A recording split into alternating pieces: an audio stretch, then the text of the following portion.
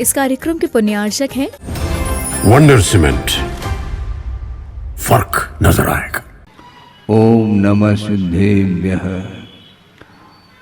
नमस्ते वर्धमानाय निर्धूत कलिलात्मने सालोकानां त्रिलोकानां यद विद्या दर्पणायते। परमो धर्म की, महावीर भगवान की प्रातः स्मरणे परम पूजाचार्य गुरुवर श्री विद्यासागर जी मुनि महाराज की जय।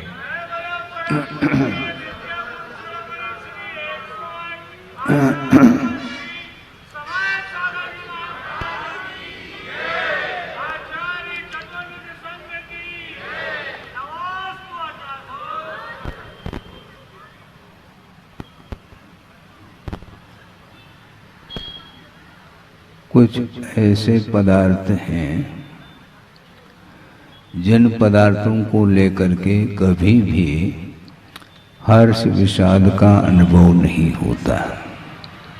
कुछ ऐसे पदार्थ हैं जिनको लेकर के इष्टानिष्ट की परिकल्पना नहीं होती।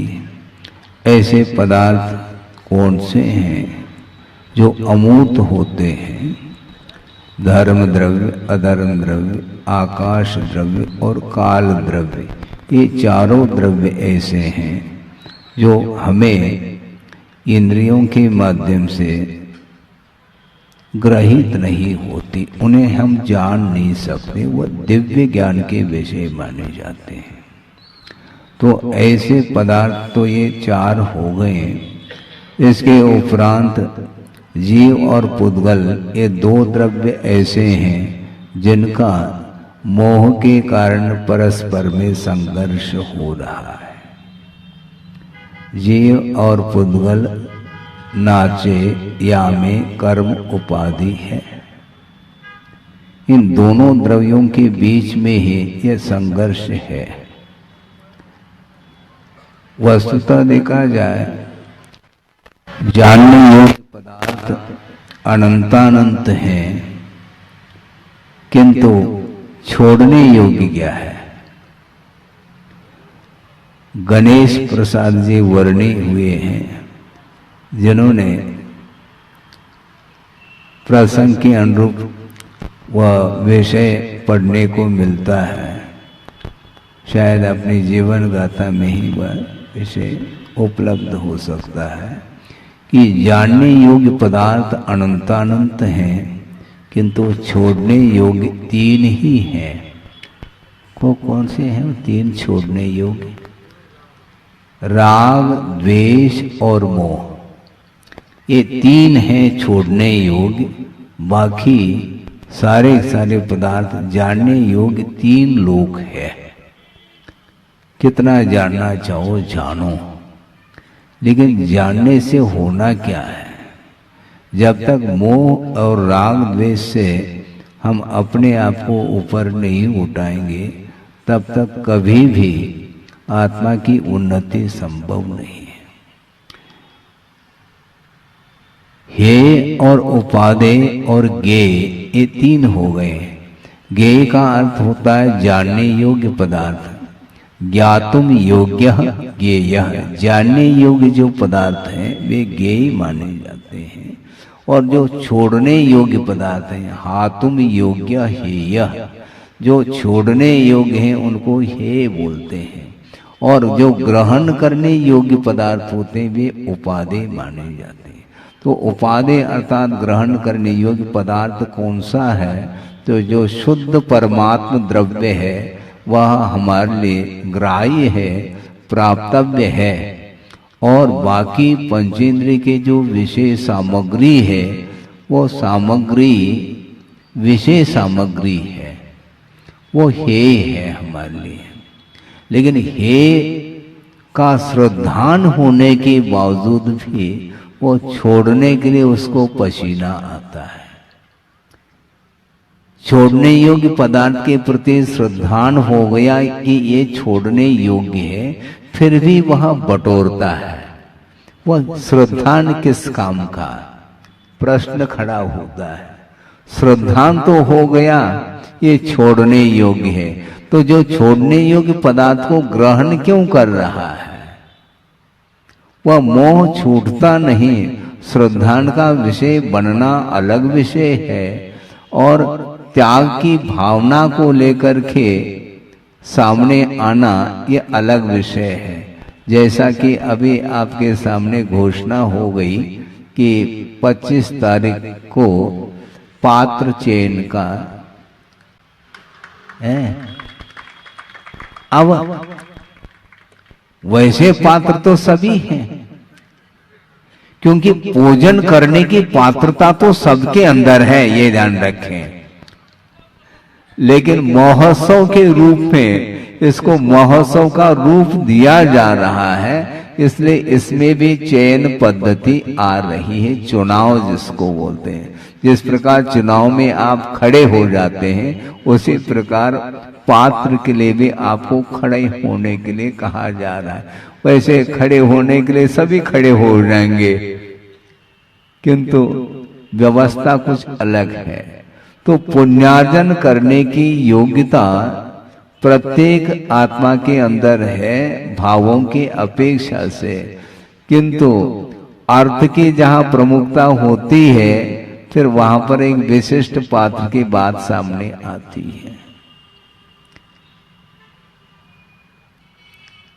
भोग्य सामग्री ये है, ये श्रद्धान हुआ है।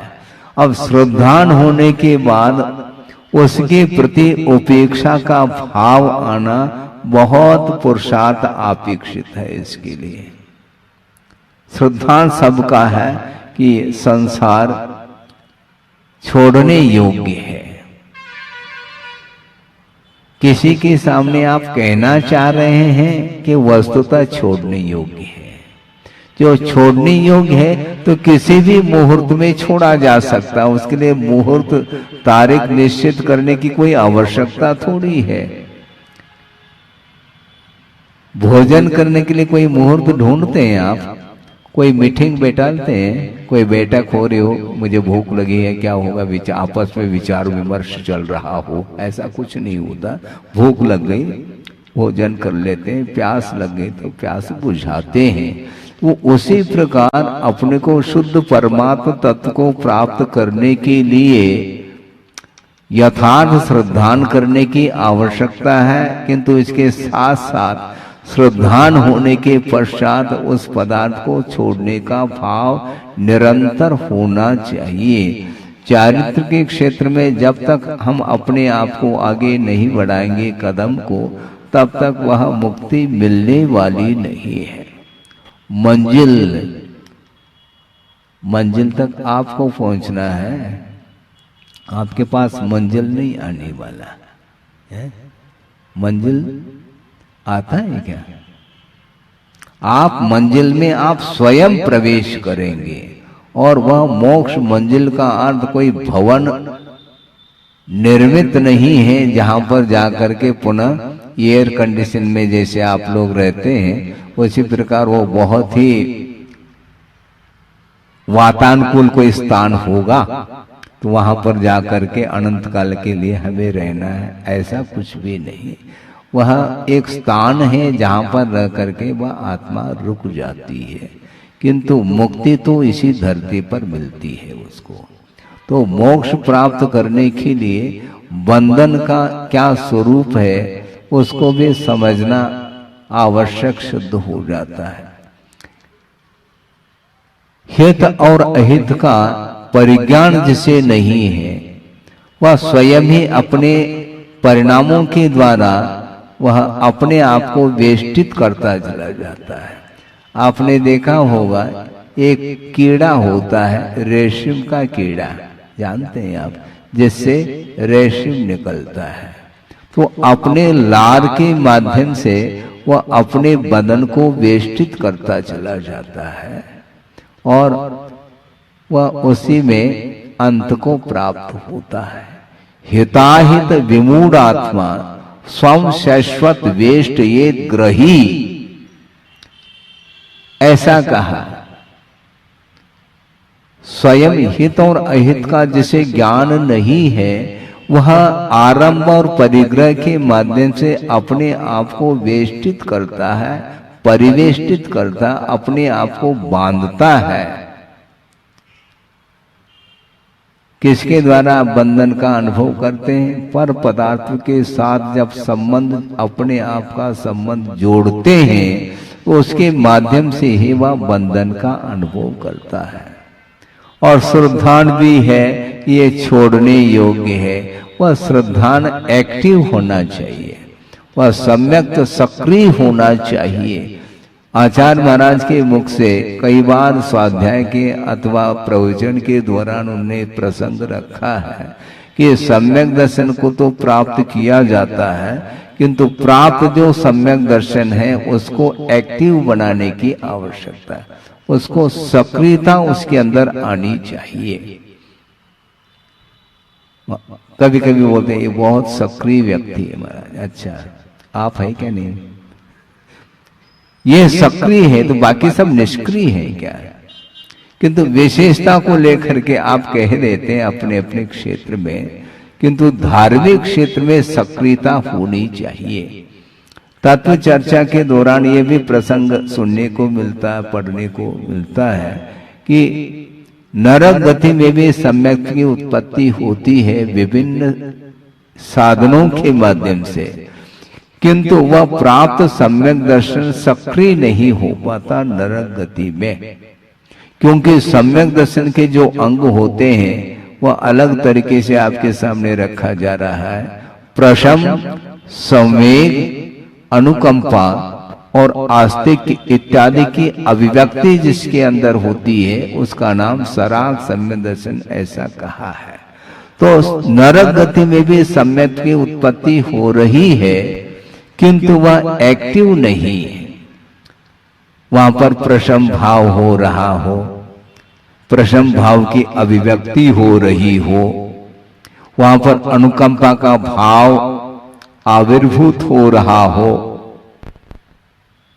संवेग हो रहा हो, नहीं, किंतु सम्यक दर्शन के प्रतिपक्षी प्रकृति का क्षोभम हुआ है, किंतु इसके बावजूद भी सम्यक दर्शन के अनुरूप आचरण वहां पर देखने को नहीं मिलेगा। देव गति, मनुष्य गति और तिर्यंच गति में ये अनुग्रह के भाव जागृत होते हैं, संवेग भाव की अभिव्यक्ति भी होती है, अनुकंपा भी, सभी प्रकार के भाव, प्रशम भाव भी उत्पन्न होता है, किंतु नरक गति में सम्यक तो होते हुए भी वहां पर ये सारे सारे भाव अभिव्यक्त नहीं हो पाते हैं। तो ऐसी स्थिति में अभिव्यक्त होने की क्षमता तीन गति में है, और मनुष्य गति प्राप्त होने के बाद और सम्यक दर्शन को उत्पन्न करने के उपरांत भी उस सम्यक दर्शन में यदि सक्रियता नहीं रहेगी तो उसका कार्य क्या होगा? सम्यक के अनुरूप आचरण भी होना चाहिए यथा योग्य। जब विषयों के प्रति हे बुद्धि जागृत हो गई है, श्रद्धान हे के रूप में हो गया, अब हे को हे समझो, उसको बटोरने का क्यों पुरुषार्थ है? आवश्यक है यहां तक तो ठीक है, किंतु अनावश्यक वस्तुओं का जो संग्रह है, संकलन है, वो ठीक नहीं है। वह आसक्ति का प्रतीक माना जाता है। आसक्ति ही गर्त में ले जाने में कारण सिद्ध होता है। आपके लिए जितना आवश्यक है वह रखें। गुरुदेव ने एक बार ये कहा था कि अत्यधिक मात्रा में यदि पाप होता है या हिंसा होती है, वो किसके द्वारा होती है? तो उन्होंने यही कहा था, अनावश्यक अननेसेसरी। अनावश्यक वस्तुओं का जो संग्रह है वह उस वस्तु का उपयोग न स्वयं के लिए हो रहा है न दूसरे के लिए वह उपयोगी सिद्ध होता है। आप यहाँ पर बैठे हैं और आपका धन कहाँ पर है? जेब में नहीं महाराज, जेब में तो 1 टका भी नहीं मिल सकता, सब बैंक में है बैलेंस। ऑनलाइन सब कुछ होता रहता है, सुरक्षित है वो, और आप यहां पर है और आपका धन आउट ऑफ कंट्री में हो सकता है, स्विस बैंक में। क्या संबंध है उसका आपके साथ? उपयोग में आ रहा है क्या? उपयोग में बहुत अल्प आता है धन, बाकी सारा सारा बैलेंस में ही रहता है। बैलेंस बनाए रखते हैं आप, अनबैलेंस नहीं होते कभी। वह उपयोग में नहीं आ रहा। गड़ा हुआ जो धन है उपयोग में कहाँ आ रहा है मुझे बताओ? वह पाषाण के समान है। हम ये कहना चाहते हैं चर्चा के दौरान कि मान लो कोई अरबपति अथवा खरबपति है, ठीक है, उनको ये पूछा जाए कि भाई ये सारा सारा जो धन और संपदा है ये खाने पीने के लिए कितने उपयोग में आता है, क्या उत्तर मिलेगा? महाराज पॉइंट में चला जाएगा। खाने पीने के लिए, क्योंकि आज वर्तमान में जो लखपति है उसका भी जीवन चल रहा है, करोड़पति उसका भी जीवन चल रहा है, अरबपति खरबपति उसका भी जीवन चल रहा है। जो पाव भर आटा ही उपयोग में आता है? और ये अरब और खरब क्या है? अरब कंट्री क्यों जा रहे हैं आप? हाँ? अरबपति बनने के लिए वहां जा रहा है, कमाना है और समय को गंवा देता है जीवन पर्यंत, और उसकी कोई भी उपयोगिता शुद्ध नहीं होती है। वो सारा सारा उसको क्या किन शब्दों के प्रयोग करें? ऐस, विलासता, और विलासता ही पतन के लिए कारण है। सात्विक जो जीवन जीता है उसके अंदर बहुत संतोष है, लेकिन संतोष का अर्थ ये नहीं लेना मिल नहीं रहा इसलिए संतोष, ऐसा नहीं। मिलने के उपरांत में मुझे नहीं चाहिए, यह संतोष का प्रतीक है। इसको संतोष मिल जाए इस प्रकार निरंतर जो भाव रख रहा है, उसके पास वह नहीं भी मिल रहा है तो भी वह पाप का अर्जन निरंतर कर रहा है। द्रव्य हिंसा तो बिल्कुल नगण्य के रूप में हो रही है, किंतु भाव हिंसा चरम सीमा तक पहुंच सकती है। उसके माध्यम से वह सप्तम पृथ्वी तक जा सकता है, यह आगम का उल्लेख है। आप पढ़ते होंगे, प्रसंग के अनुरूप आपके सामने रख रहा हूं कि मध्यलोक में असंख्यात द्वीप और समुद्र है। ये आगम का उल्लेख है, यदि पढ़ते हैं तो आपको सुनने को मिलेगा, पढ़ने को मिलेगा। असंख्यात द्वीप समुद्र है, और अंतिम जो समुद्र है वह स्वयंभू रमण समुद्र माना जाता है, और सबसे ज्यादा विस्तार उसी का माना गया है। जम्बू द्वीप से लेकर के निरंतर दुगने दुगने विस्तार को लिए हुए वे द्वीप समुद्र है, और अंतिम जो स्वयंभू रमण समुद्र है उसमें राघव मत्स्य अधिक रहते हैं। राघव मत्स्य का जो शरीर की जो अवगाहना है उसके उस विषय में भी कहा है कि कितना 500 नहीं 1000 योजन लंबा, 500 योजन चौड़ा और 250 योजन उसकी मोटाई, डायमीटर जिसको बोलते हैं। इतने अवगाहना को लेकर के वह राघव मत्स्य रहता है, वह समुद्र के बीचों बीच में रहता है, और उसके कान में एक तंदुल मत्स्य है। तंदुल की उपमा दी गई है, वह छोटा है उसके मुताबिक, राघव मत्स्य के मुताबिक, और वह कान में रहता है खाने के लिए। सोचो, कान का जो मल है उसको वो खा लेता, इतने में इतना ही पेट है उसका। लेकिन सोच क्या रहा है? द्रव्य हिंसा बिल्कुल नहीं हो रही उसके माध्यम से, किंतु होता ये है कि जो राघव मत्स्य जो विशाल काय वाला है वह मुंह फाड़ करके गहरी निद्रा में है, और उसके कान में वह तंदुल मत्स्य सोच रहा है, उसके पास भी माइंड है, सोच ये रहा है कि ये पागल तो नहीं, ये बहुत मूर्ख है, ये मुख को फाड़ करके गहरी निद्रा में है, और इसके मुख में बड़े बड़े छोटे छोटे जो मत्स्य हैं वह आ रहे जा रहे हैं, इसके स्थान पर यदि मैं होता तो एक भी मछली को नहीं छोड़ता। इतना परिणाम होना पर्याप्त है, वह सप्तम पृथ्वी का बंद कर लेता है। इसको बोलते हैं आसक्ति मूर्छा, इसी को परिग्रह बोलते हैं। अति आसक्ति का नाम परिग्रह है, मूर्छा का नाम परिग्रह है, और वह सप्तम पृथ्वी का बंद कर रहा है। उसके पास कोई परिग्रह है क्या? परिग्रह नहीं, लेकिन परिग्रह का विमोचन नहीं किया उसने, ये ध्यान रखो। जो मूर्छा भाव है, आसक्ति का भाव है, वह चरम सीमा को छू रहा है, उसके कारण ही वह नरकाई का बंद करता है। अपने आप में यह सूत्र चरितार्थ हो रहा है कि बहु आरंभ बहु परिग्रत्व, ये नरक आयु के आश्रव के लिए कारण है, ऐसा कहा। तो इसलिए हम ये कहना चाहते हैं कि छोड़ने के लिए पंचेंद्रिय के विषय हैं जो छोड़ने योग्य हैं। आवश्यक जितना है उसका उपयोग हम कर लें, बाकी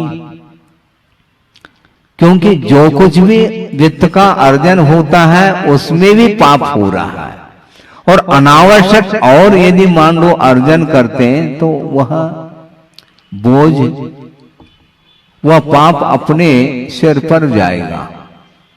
जाते समय आप क्या छोड़ करके जाते हैं और क्या ले करके जाते हैं, इसके बारे में भी तो सोचो। आयात निर्यात, आपने जो कमाया है वह साथ में जा रहा है क्या?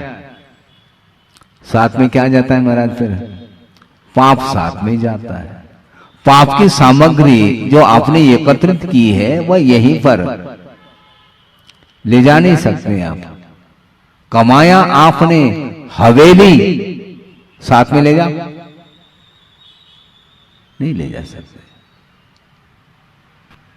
साथ में क्या ले जा रहे हैं? उस हवेली के प्रति जो आसक्ति आपकी थी वही साथ में जा रही है, और उसके माध्यम से कुल मिलाकर के पाप ही भवांतर में जाता है, अथवा पुण्य कमाया है तो पुण्य जाता है। धर्म ही गत्यंतर में चला जाता है और अधर्म भी जाता है। तो धर्म करो तो ट्रांसफर आपका होगा, तो साथ साथ धर्म भी साथ चला जाएगा। लेकिन कैसे करें महाराज, कैसे करें? क्या उसमें, क्या उसमें कोई पूछना थोड़ी है, पर आपको थोड़ी अनुभव है इसका। हम तो, हमें अनुभव है क्योंकि हमने कमाया है, जोड़ा है हमने। छोड़ने में क्या दिक्कत होती है, आपको क्या अनुभव है? भाई हमें तो अनुभव नहीं है। किसी ने गुरुदेव को कहा कि महाराज आपको वैराग्य कैसा हुआ? क्योंकि बहुत अल्प उम्र में आप छोड़ करके निकल गए, तो कोई निमित्त तो होगा। तो गुरुदेव ने कहा मुस्कान देते हुए, आप लोगों के चेहरे को देख करके हमें वैराग्य हुआ है, क्योंकि आप जो है ना, आपको देख करके, क्योंकि इतनी संपदा आपके पास होते हुए भी चैन के साथ आप नींद नहीं ले सकते। सुख की नींद संभव नहीं। किसके लिए? जो वीआईपी है उसके लिए। किंतु आज जो कमा करके खाने वाला है और निश्चिंत होकर के वह सो जाता है, आप नहीं सो पाएंगे। तिजोरी अंदर है और दालान में आप सो रहे हैं। रक्षा आपकी नहीं हो रही, तिजोरी की रक्षा हो रही है, जड़ की रक्षा हो रही है, और जो चेतन है वह श्रम कर रहा है और उसके लिए सुख का अनुभव कठिन हो रहा है।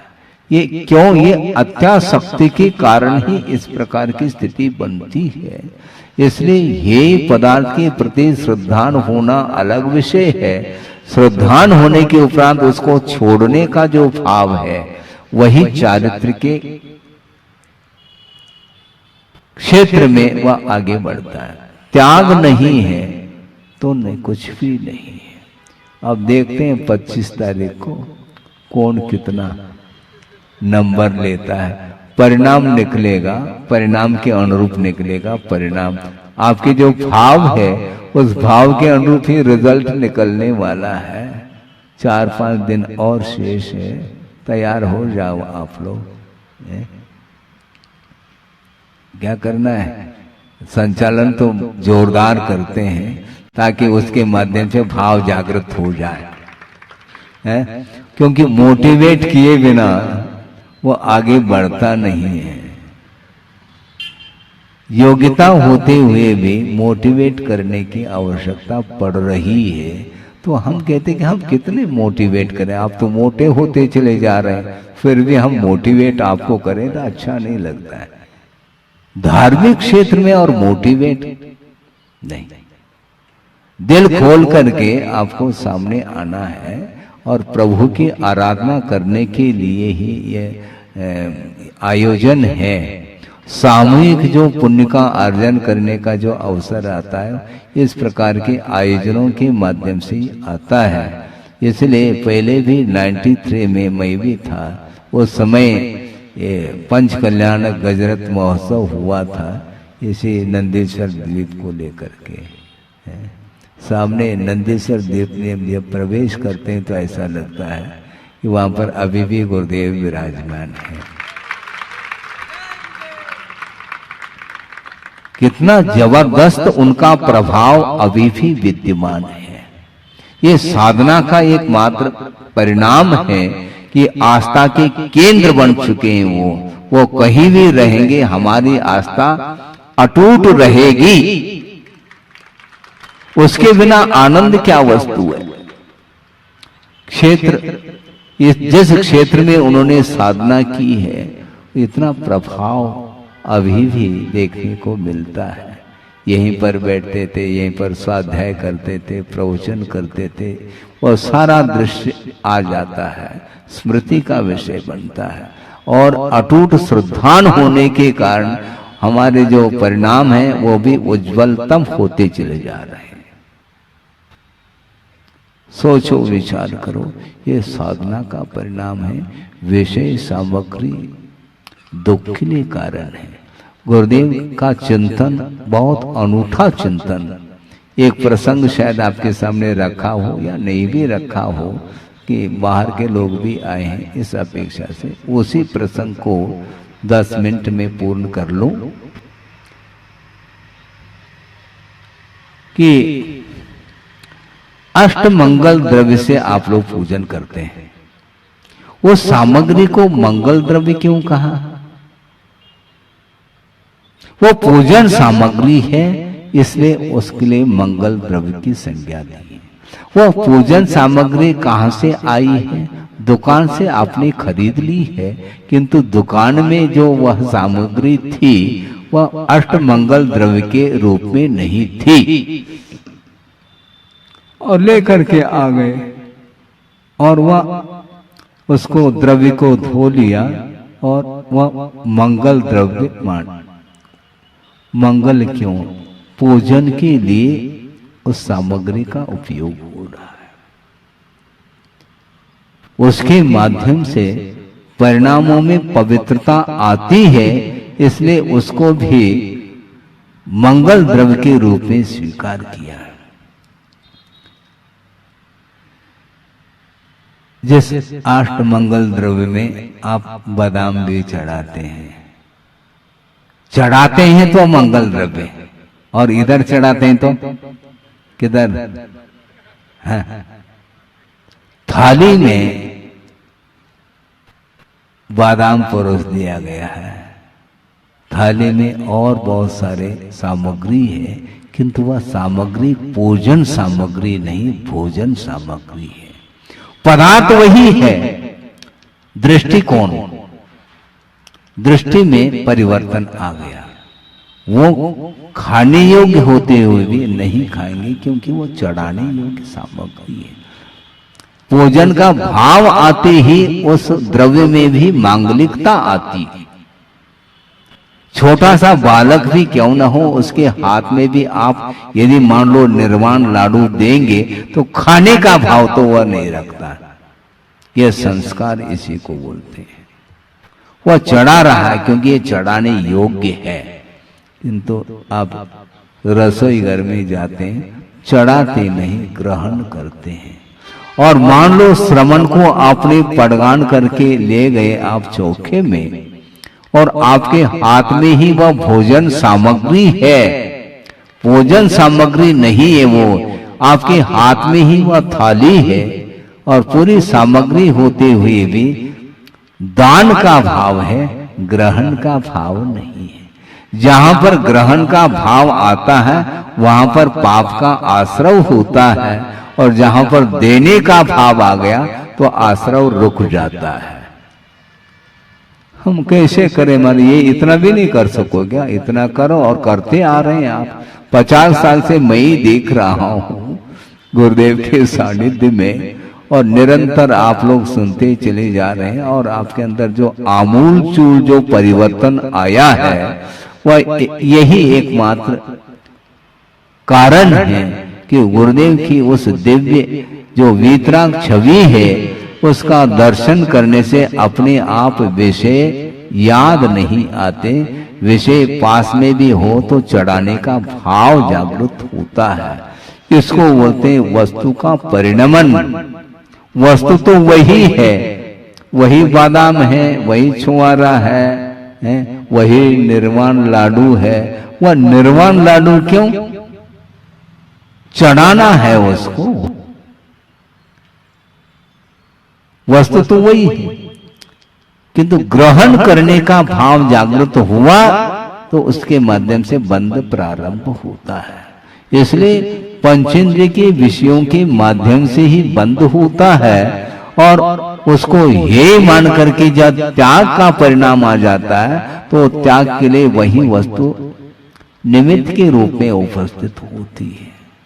तो आपके अंदर त्याग का भाव आना चाहिए, किंतु भाव आपके अंदर है। उपदेश अलग वस्तु, ये बहिरंग निमित्त है उपदेश धर्म श्रवण, किंतु अंतरंग जो परिणाम है वह आपके निजी परिणाम माने जाएंगे। ओए बोली बढ़ती है, और आप लोग कह भी देते हैं बढ़ाने वाला चाहिए, बढ़ती है बोली। बढ़ाना क्या, इसमें स्वयं बढ़ाओ ना। बढ़ाना और घटाना क्या है? देने का भाव आपके अंदर हो तो त्याग की भावना हो जाती। वो बिल्कुल उसको क्या बोलते हैं, चेन पुल्ली होती है ना, एक एक सूत जो है ना वह प्रतिमा ऊपर उठ रही है, तो उसी प्रकार बोली जो है ना ऐसे उठती है। उसमें घंटों लगा देते, घंटों नहीं लगाना चाहिए। घंटों क्यों लगाते हैं? महाराज आपको थोड़ी अनुभव है, इसलिए तो मैं कह रहा हूं। हमें तो कुछ, बल्कि गुरुदेव ने ये कहा था कि आप महावीर भगवान से भी सीनियर है। ये कैसे महाराज? संसार के क्षेत्र में 2550 वर्ष उन्हें निर्वाण को प्राप्त करके हो गए हैं, तो इतना काल संसार का अनुभव उनसे ज्यादा आपको हो गया है, इसलिए आप सांसारिक क्षेत्र में सीनियर है। और मोक्ष मार्ग के क्षेत्र में पैर रखा है क्या नहीं रखा आपको समझना है। हम नहीं कहना चाहते, क्योंकि कौन सम्यक दृष्टि है कौन मिथ्या दृष्टि है इसका आकलन ये छद्मस्त का विषय है ही नहीं। किंतु बाहरी जो कुछ भी आचरण है उसके माध्यम से ये बात कहने में आती है और उपयुक्त भी है। सभी धर्मात्मा है? सभी भव्य जीव है, सब धर्मात्मा है, सब भक्त है, गुरु भक्त है, प्रभु भक्त है, यही कहेंगे। इसके बावजूद भी परिणाम वह दिव्य ज्ञान का विषय बनता है, उस ओर हमें नहीं जाना। किंतु आप लोगों ने जो मार्ग पकड़ा है वह उस मार्ग पर निरंतर आप आगे बढ़ते चले जाएं। गाड़ी रिवर्स नहीं होनी चाहिए।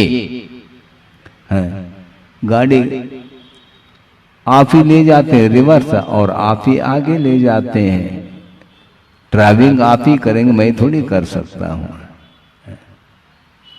1 घंटा हुआ नहीं, बस कहाँ जाएंगे? जहां से आए थे महाराज वहां जाएंगे, और क्या। जहां से आए थे वहीं जाना है, तो इसलिए आना जाना ये लगा हुआ है। लेकिन बोलते तो जरूर है आना जाना मिट जाए मेरा। ये बंद काटने आया, बंद काटने के लिए आए तो जोड़ो क्यों? यदि जोड़ा है अज्ञान दशा में, उसको छोड़ने का पुरुषार्थ करो, नए सिरे से जोड़ो नहीं। बहुत जोड़ लिया आपने, इसलिए अरबपति खरबपति उसको पूछो उसकी उपयोगिता क्या है, उसकी यूटिलिटी कितना। वो सब पानी के समान बहा देता है उस वित्त को, संपदा को, और अपने लिए उपयोग में थोड़ा सा आना है। इसलिए इस प्रकार अत्यासक्ति के कारण जिस प्रकार तंदुल मत्स्य सप्तम पृथ्वी को प्राप्त हो रहा है, तो उसी प्रकार संसारी प्राणी अज्ञान दशा में अनंत बार सप्तम पृथ्वी तक यात्रा की है। सप्तम पृथ्वी का फाटक खोल दिया है, लेकिन मोक्ष मार्ग का फाटक खोलो, मोक्ष मार्ग पर चलो और मोक्ष महल में प्रवेश करो। उसको रोकने वाला कौन है? अर्गला कौन है? कोई नहीं। अपना मोह ही अर्गला का काम करता है। मोह को छोड़ने का पुरुषार्थ आप करेंगे तो निश्चित रूप से बहुत जल्दी महाराज आज भी मोक्ष है क्या? मोक्ष में मोक्ष नहीं भी हो वो उम्मीदवार तो हो, उम्मीदवार।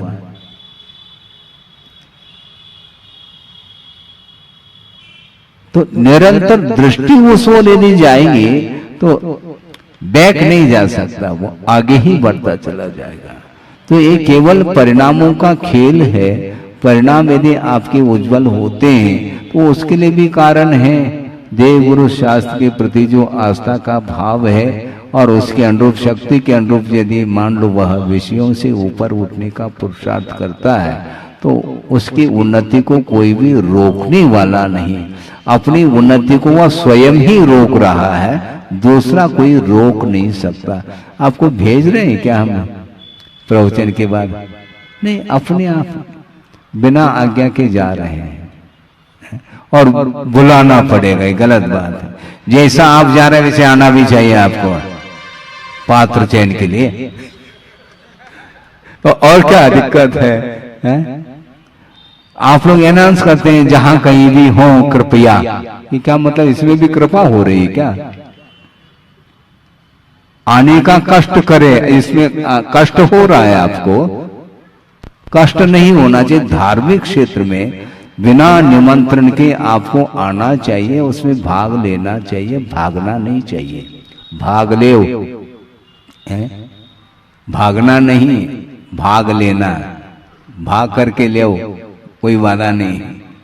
दौड़ करके आ जाओ, भाग करके आ जाओ, भाग ले, क्योंकि ये बहुत कठिन काम है। ये दुर्लभ वस्तु है और आप ही धर्म में भाग ले रहे हैं ऐसा नहीं। एक क्षुद्र जो प्राणी है, मान लो कोई पक्षी है, वह भी धर्म श्रवण कर सकता है और उसके माध्यम से यथा योग्य वह धर्म को स्वीकार भी कर लेता है।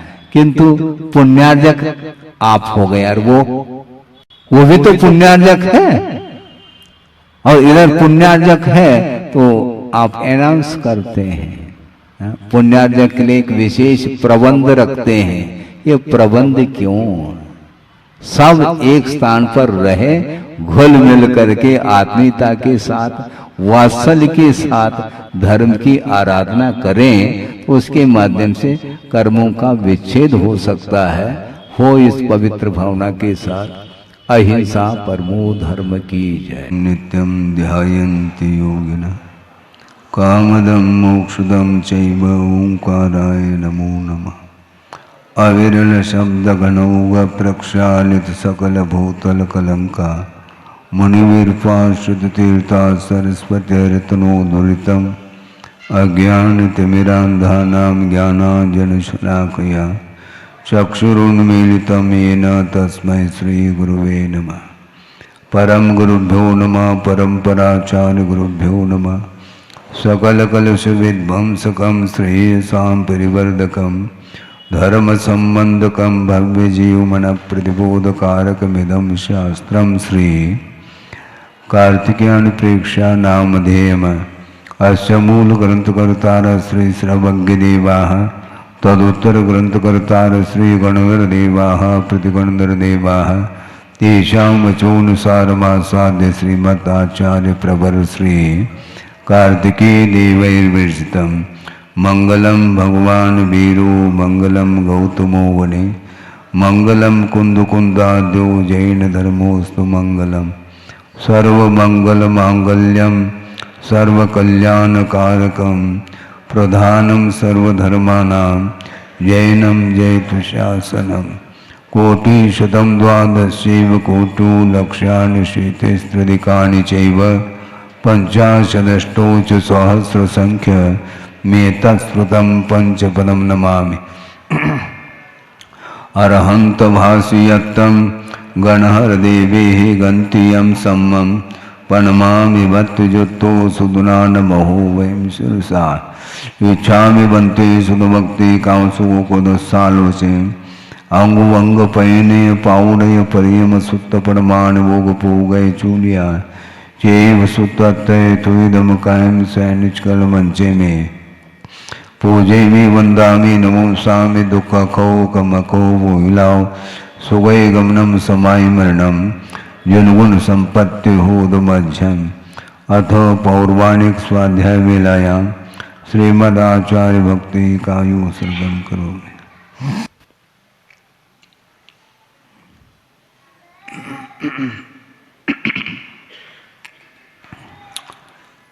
श्रुतजलधिपारगेभ्य स्वपरमत विभावना पटुमतेभ्य सुचरितपूर्णदेभ्यो नमो गुरुभ्यो गुणगुरुभ्य छत्तीस गुण समग्रे पंचमी आचार करण संदर्शे शिष्यानुग्रह श्री धम्माय सदा वंदे गुरुवत्त संजमेन तरंत संसार सायरम घोरम चुन्नन्ते अट्टकम्मं जम्मन मरणं न पावेन्ते ये नित्यं व्रतमन्त्रो निरुता ध्यानाग्निहोत्राकुला षट्कर्मा विरता तपोधनुना साधुक्रिया साधव शील प्रावरणा गुण प्रहरणा चंद्रार्गतेजोदिकाः मोक्षद्वारकपाटपाटनमटाः प्रीणन्तु मां साधव गुरुवा पान्तुनो नित्यं ज्ञानदर्शन नायकाः चारित्राणमगम्भीरा मोक्षमार्गोपदेशकाः इच्छामि बन्ते आयुर्वते कांसो को दुस्सालोचन सम्मनान समुदंसन समचरजुत्तानं पंचमे आचाराणाम् आयर्यानम् आयारादि स्मरानुपदेशानं वज्झायानं तेरेन गुणपालयानं सौसानं सैनिचकल मंचे में पूजे में वंदामि नमंसामि दुःखखो कमखो विलाओ सुगय गमनम समाय मरणम जनगुण संपत्ति ओदमध्यम तिहुवनतिलयं देवं वंदिता तिहुवनिंद परिपूज्यं ओछम अनुपेहावो भवीय जनानंद जनने वो।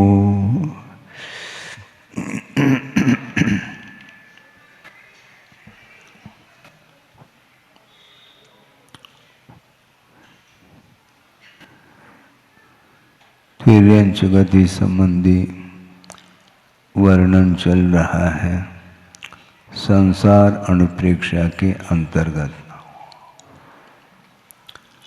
भिन्न भिन्न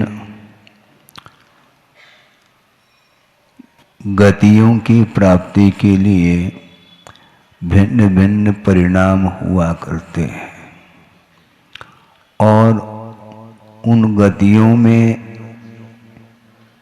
भी जाता तो है तिर्यंच गति को प्राप्त करता है, उसमें भी कोई एक इंद्रिय बन रहा है, कोई द्विंद्रिय, तीन्द्रिय, चौरेंद्रिय बन रहा है, कोई असंगी पंचेंद्रिय बन रहा है, कोई संगी पंचेंद्रिय बन रहा है, उसमें भी कोई गर्वज बन रहा है, कोई समूर्चन बन रहा है।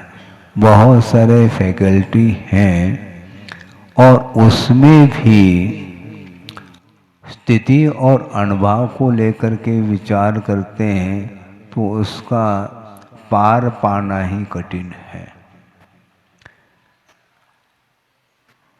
माया तैरज्ञो नस्य, इस प्रकार एक सूत्र आता है। मायाचारी के माध्यम से तिर्यंच आयु का बंध करता है और उस मायाचारी में भी, उस कुटिलता में भी असंख्यात लोग प्रमाण भेद हो सकते हैं होने के लिए, जिनके माध्यम से तीव्रता और मंदता के अनुरूप स्थितिबंध और अनुभागबंध हुआ करता है और उसके अनुरूप ही उसको फल मिलता है। ये तय है। और ये तीव्र और मंद जो परिणाम ये होते नहीं, होने के लिए अवधि-पूर्वक जहाँ पर व्यवस्था है वहाँ पर तो ये संभव है, किंतु संगी जो पंचेंद्रिय होता है उसके परिणामों में जो तीव्रता और मंदता ये आती नहीं। मंद और तीव्र परिणाम किए जाते हैं बुद्धिपूर्वक। बुद्धिपूर्वक करना और अबुद्धिपूर्वक होना, इन दोनों में अंतर है। गुरुदेव ने कई बार ये कहा है, एक करोति क्रिया होती है, एक भौतिक क्रिया होती है और एक अस्ति क्रिया भी होती है। करोति क्रिया में किया जाता है और भौतिक क्रिया में वो होने रूप परिणति है और नहीं होते हुए भी उसका अस्तित्व बना रहता है। ये तीन क्रियाएं हैं इसलिए, और उसमें भी करने में अंतर है। उद्देश्य क्या है, अभिप्राय के ऊपर सारा ये निर्धारित है। कोई भी क्रियाएं वह कर रहा है, उसमें भी उसके पीछे उसका जो उद्देश्य है, उसके उद्देश्य के अनुरूप ही कर्मबंध की व्यवस्था चलती है। किसी के द्वारा किसी का घात हुआ, ठीक है, किसी के द्वारा किसी का घात हुआ, किंतु घात करने का भाव नहीं,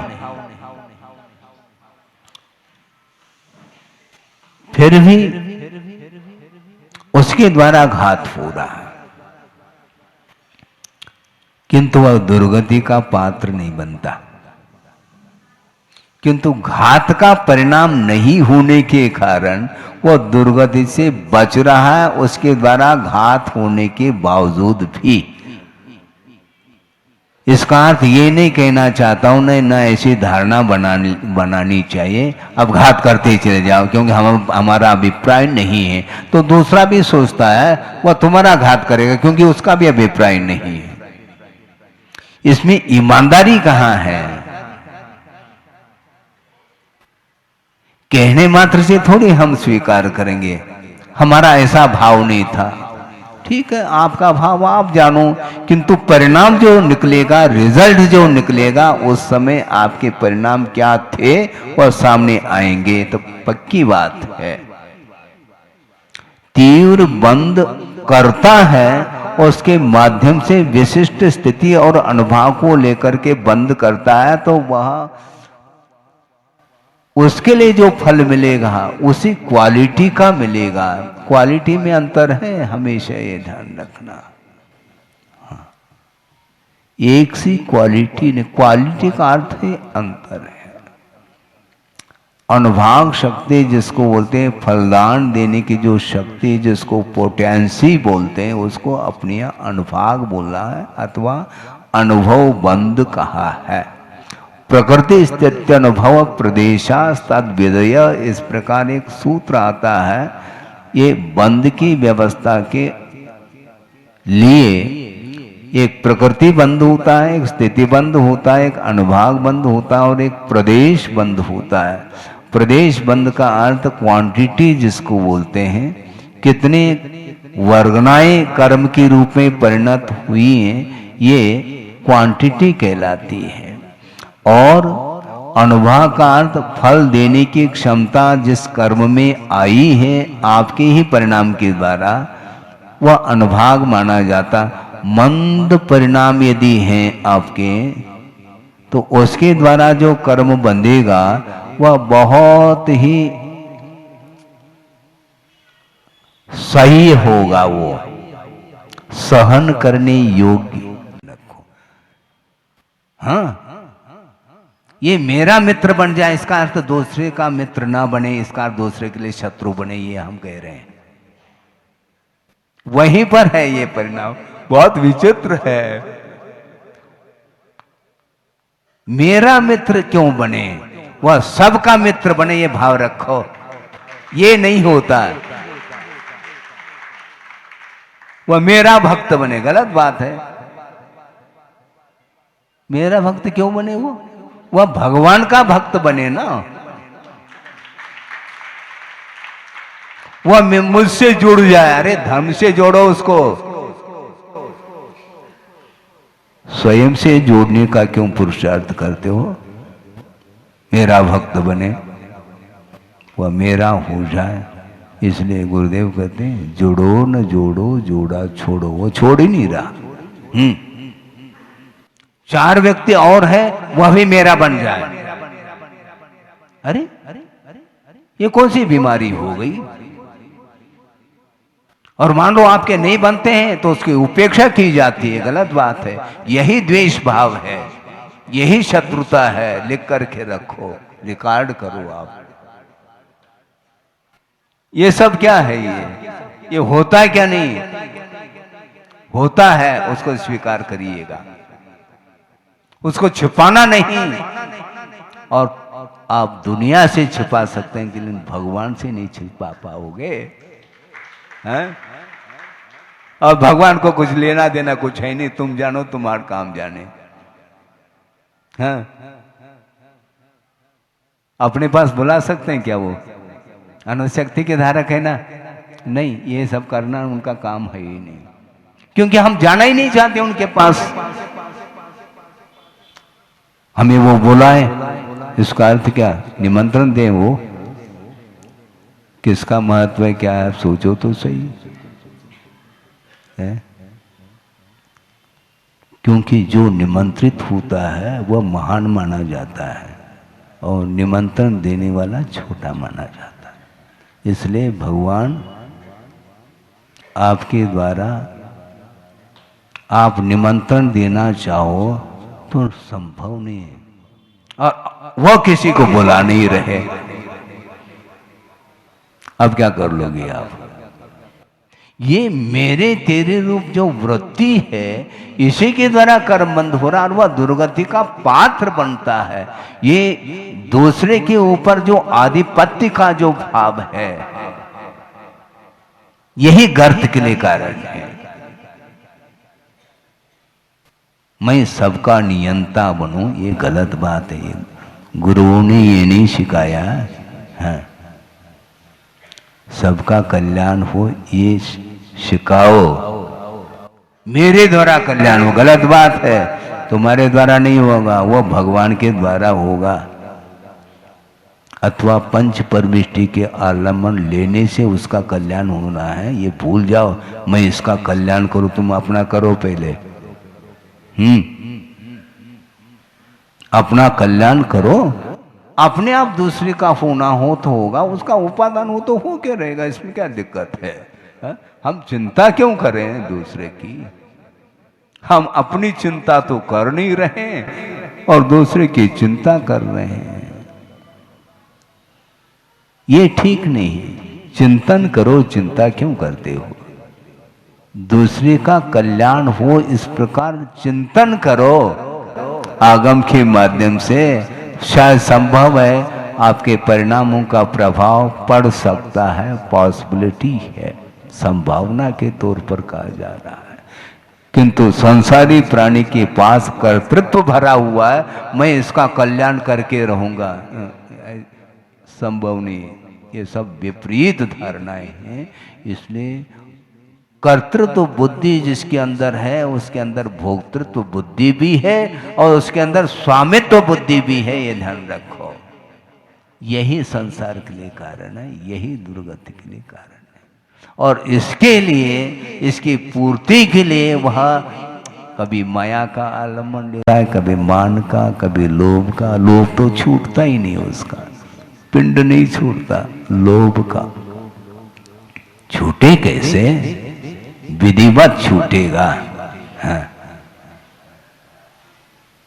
बंध भी विधिवत ही हुआ है, क्योंकि आगम में जो लिखा है उसी का परिणाम है। आगम में लिखा है तुम इस प्रकार के परिणाम करेंगे तो इस प्रकार का बंध होगा, यह विधि है। पाप कर्म के अर्जन के लिए पापमय परिणाम होंगे और पुण्यार्जन के लिए पवित्र परिणाम होंगे, ये साफ साफ लिखा हुआ है। इसके बाद भी उसको बात समझ में नहीं आती है, तो आचार्य कहते हैं कहने की एक सीमा है, बस वहां तक कहेंगे, आगे बढ़ जाएंगे। वो बढ़ना ही है हमें। प्रथम सीढ़ी कहा है, हम दूसरी सीढ़ी पर पैर रखना चाहिए। पहली सीढ़ी पर तो रखो, नहीं तो धड़ाम से गिर जाओगे तुम। पहली सीढ़ी पर तो रखो। लेकिन आगम में यह भी उल्लेख है, एक साथ रत्नत्रय की प्राप्ति हो सकती है। नहीं है क्रम से करो। चारित्र बाद में भी अंगीकार किया जा सकता है, लेकिन सम्यक दर्शन जिस समय उत्पन्न हुआ उसी समय सम्यक ज्ञान की भी उत्पत्ति होती है। ऐसा नहीं सम्यक दर्शन और सम्यक ज्ञान में भी कोई क्रम है, ये एक साथ उत्पन्न होंगे। किंतु चारित्र बाद में भी उत्पन्न हो सकता है और तत्काल उसी एक साथ भी तीनों उत्पन्न हो सकते हैं। लेकिन श्रद्धान जब तक नहीं करोगे, ये राग हानिकारक है। ये राग और द्वेष हमारे लिए हे अर्थात छोड़ने योग्य है। इस प्रकार जब तक श्रद्धान का विषय नहीं बनेगा तब तक वह राग द्वेष छोड़ेगा नहीं। छोड़ो छोड़ो करने पर भी वह ग्रहण करता चला जाता है। ये ग्रहण भाव और प्रतिकार का भाव, ये दोनों आर्य ध्यान के प्रतीक, बल्कि ये आर्य ध्यान ही है, ऐसा आगम का उल्लेख है। धर्म ध्यान कैसे करोगे? सुन रहे हैं क्या? नहीं सुन रहे हैं तो आप धर्म ध्यान ही कर रहे हैं। इसी प्रकार सुनते रहो। बिल्कुल, क्योंकि इस समय उपदेश के माध्यम से आपका इस उपदेश में उपयोग लगा है, तो निश्चित रूप से आप धर्म ध्यान के पात्र हैं। इस प्रकार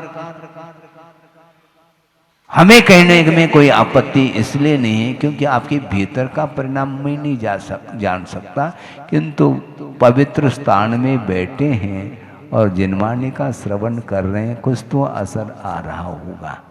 आ रहा है क्या नहीं? अभी ताली नहीं बजाओ, क्योंकि परसेंटेज में आ रहा है तो परसेंटेज में ताली बजेगी। यही समस्या है। कोई बाधा नहीं, क्योंकि पात्र के अनुरूप ही उपदेश दिया जाता है और पात्र के अनुरूप ही उसका विकास होगा, यह तय है।